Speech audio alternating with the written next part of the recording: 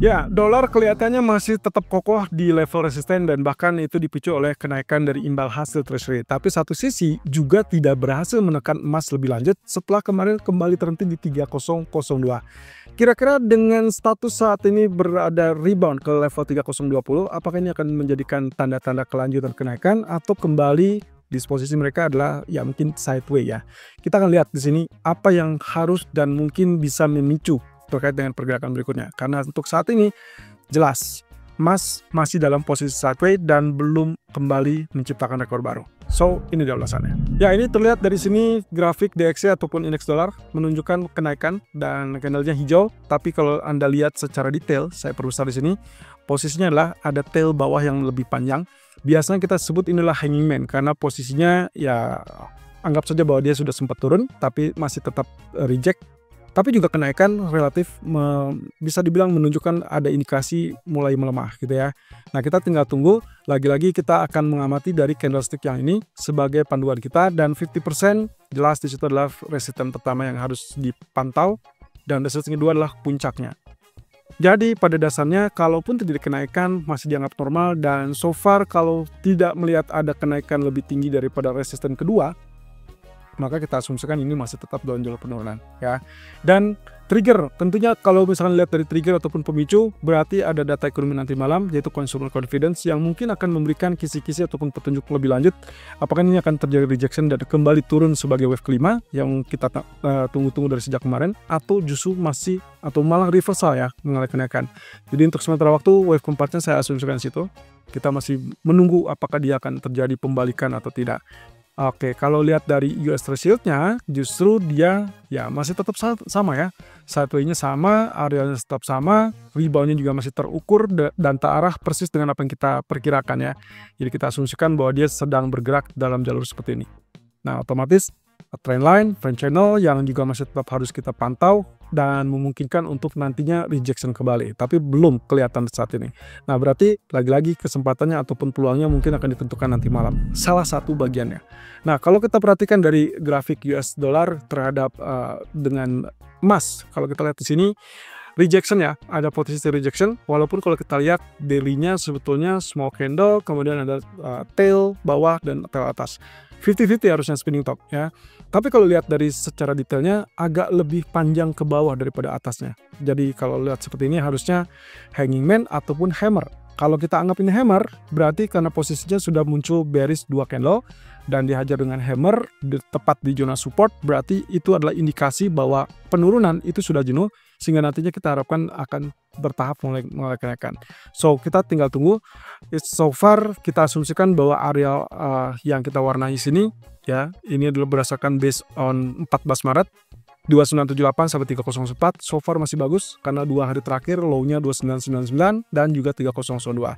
Jadi harapan saya kita mungkin akan melalui ataupun melanjutkan kenaikan seperti demikian ya. Jadi kita akan lihat ini, dan walaupun saya belum yakin bahwa hari ini akan tembus 3060 ya, tapi at least mungkin kita akan punya harapan untuk tembus 3033.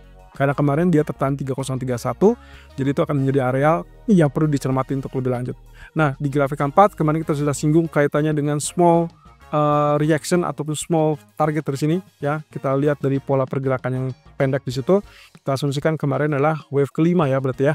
Ini 1 2 3, ini sudah dianggap 4 ya, dengan asumsi bahwa 4 itu adalah ada double bottom situ, sehingga nantinya kita akan harapkan kenaikan berarti tinggal lanjut dengan kenaikan double bottom tembus neckline dan juga mungkin akan tembus 3060, tapi ini secara bertahap ya. Berarti untuk rintangan pertama yaitu 3033 ataupun bahkan 3036. Kalau misalkan tembus teman-teman, Anda boleh pertahankan posisi buy itu. Kalau tidak, maka Anda harus hati-hati. Sebetulnya strategi buy-nya boleh dilakukan dimanapun ya, as long dia nggak tembus di bawah area coklat. Yang paling ideal mungkin area coklat, tapi kalau misalkan dia ternyata tidak sampai sentuh pun, minimal Anda punya harapan di area 3000 ya. Jadi itu yang akan kita targetkan sebagai zona buy. Sebenarnya kalau lihat dari grafik H1 jelas di sini kemarin kenaikan di sini ketahan, kemudian dia pull up ataupun pullback ya. Tapi seperti Anda lihat sini, ini ketahan sebagai double bottom ya. Jadi harapannya kita akan lihat seperti demikian. Nah, of course yang mungkin perlu dicantumkan ataupun diperhatikan areal ini teman-teman, areal hijau. Begitu Anda lihat tidak ada swing low lebih rendah, di bawah 3.000 seperti yang kita harapkan di arrow coklat ini, maka ekspektasinya adalah harus tembus zona hijau. Begitu zona hijau tertembus, berarti uptrend kembali dominan. Dan Anda bisa pertahankan posisi buy, persis dengan apa yang terjadi pada grafik H4 tadi. Nah, sementara untuk crude oil, untuk kali ini kita masih tetap pegang buy dulu, dan ini masih kelihatannya swing low-nya juga masih cukup normal, lalu kemudian dia akan diharapkan naik ke level tersebut. Berarti ada areal $70 ya. Nah, hati-hati di sini, bisa dia lanjutkan kenaikan, ataupun dia malah crash kembali, alias ditekan kembali, karena memang faktor fundamental yang lebih kuat adalah penurunan gitu ya. Sementara kalau misalkan dari geopolitik, gangguannya untuk dorong ke atas ya mungkin masih relatif terbatas. Ini terlihat dari grafik daily yang juga tetap kita acuannya kepada candlestick yang bagian ini. So, terakhir kalau kita lihat dari pound sterling, posisinya kurang lebih harusnya ya secara teori kita melihat akan ada rebound teman-teman.